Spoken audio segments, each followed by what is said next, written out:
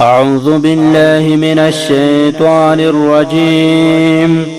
بسم الله الرحمن الرحيم. سبح اسم ربك الأعلى الذي خلق فسوى والذي قدر فهدى والذي أخرج المرعى فجعله غثاء أحوى سنقرئك فلا تنسى إلا ما شاء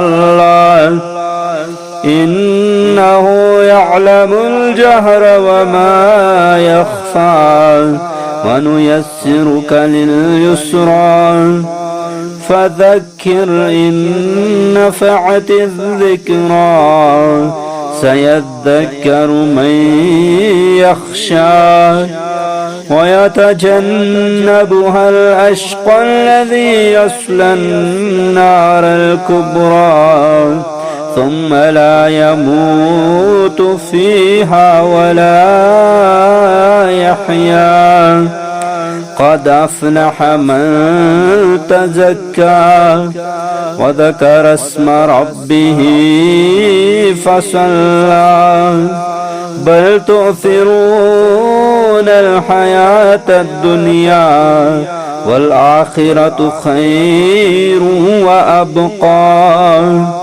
إن هذا لفي الصحف الأولى صحف إبراهيم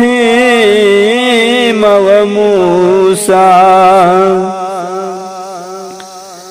आप अपने सबसे बुलंद रब के नाम की तस्बीह करें, जिसने पैदा किया फिर ठीक ठाक किया और जिसने अंदाजा किया फिर हिदायत दी और जिसने जमीन से चारा निकाला फिर उसे खुशक सियाह कोड़ा करकट बना दिया। हम जल्द आपको पढ़ाएंगे फिर आप न भूलेंगे मगर जो अल्लाह चाहे। बेशक वो जाहिर को जानता है और मख्फी को भी, और हम आपको आसान रास्ते की तौफीक देंगे। फिर आप नसीहत कीजिए अगर नसीहत नफा दे। जो डरता है वो जरूर नसीहत कबूल करेगा और इंतहाई बदबख्त ही उससे दूर रहेगा।